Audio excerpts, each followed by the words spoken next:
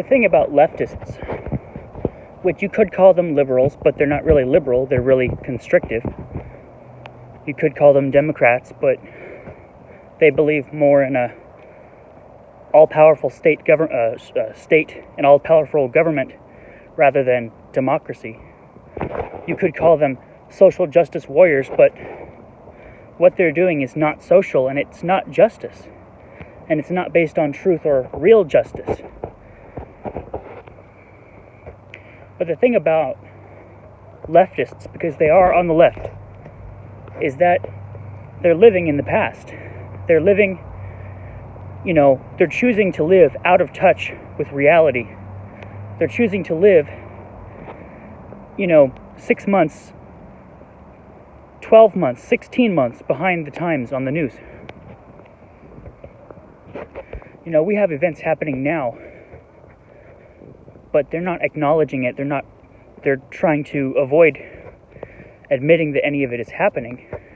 They want to live based on what they were comfortable believing in, a year ago, a year and a half ago, before any of the knowledge or the facts or the truth came out. But, it's been years now, and now the knowledge and the facts and the truth of the situation have come out. And yet, liberals, radical leftists, they're still quoting like a parrot bird, the same old things that they used to say 2 and 3 years ago.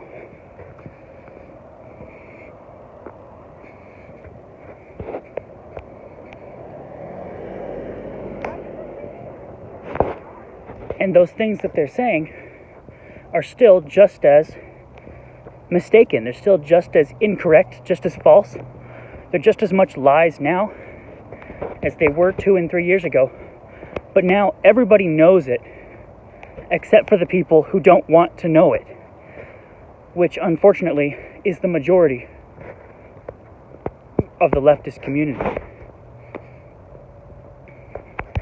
What I'm trying to say is that the majority of the left-wing community is living completely out of touch with the growth, the change, and the development of knowledge and information and news.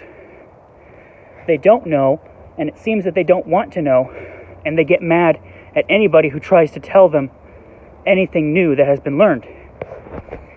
What would you do if you saw scientists who refuse to listen to any new developments? They just want to hold faithfully to their previous old belief system. Despite a lot of new research and new stuff going on, a lot of stuff has been happening in the news, and people are choosing to ignore it. Now, in terms of politics and society and our culture and our nation, this means that people are still throwing around, they're still bandying around rhetoric and words and accusations that used to be fresh and new 3 years ago, but now they're old and they don't work. It's pretty clear now that there was never a Muslim ban. But how many liberals do you know, and you might be one of them yourself, and you're listening to this, how many liberals do you know that are mad at Donald Trump because they think that he enacted a Muslim ban, when in fact he did not? But how many people do you know who would be happy to accuse Donald Trump of making a ban on all Muslim people? Well, there was never such a thing. Nothing like that ever happened. But they'll still say so. They'll say that it did. But if you care to know about the facts and the truth of the situation, if you pay attention to what's actually happening, you would find out that it's not a ban of Muslims. It was a ban of certain countries, such as Iran and Pakistan, countries which refuse to cooperate with the FBI, the CIA, the NSA, and other government organizations in the United States, because those countries promote and side with terrorism.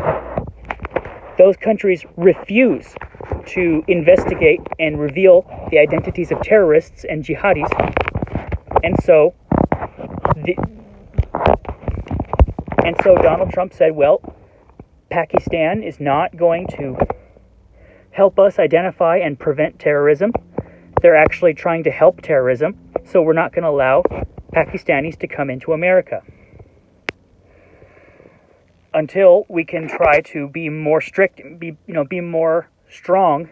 We can promote our own safety more strongly. We can't take that risk. It has nothing to do with whether or not people are Muslims per se. It's not about that. It's about their home country, Pakistan, Iran, etc. These specific countries are refusing to cooperate with the FBI. They're refusing to cooperate with American customs and border enforcement agencies, such as the FBI, to prevent terrorism. In fact, these countries are supporting and funding terrorism, and they want terrorists to come to America. So, count the list on the number of all the officially Muslim countries. Most of them were never banned. It was only a specific list of around 7 countries that were actually banned, and only for a certain period, a short period of time, and only because those countries politically were refusing to cooperate with the United States law enforcement agencies to prevent terrorists from entering the country. And yet, I just came off of a super liberal college campus, and how many signs did I see posted on the doors of professors and on the windows and backpacks of students saying no Muslim ban? They're all up in a flurry. They're all up in a passionate outrage. They being good little liberals, but it's completely based on something that never happened. They're liberal outrage on something that didn't ever exist and never took place. I think that we should spend our energy talking about, the atrocities that really did take place in Uganda, the atrocities that really did take place in Armenia, the atrocities that are taking place today in North Africa and Middle Africa against communities that are Christians. Because they are Christians, they are being murdered and slaughtered and raped. I think that we should pay attention to real atrocities that are taking place in North Korea and China.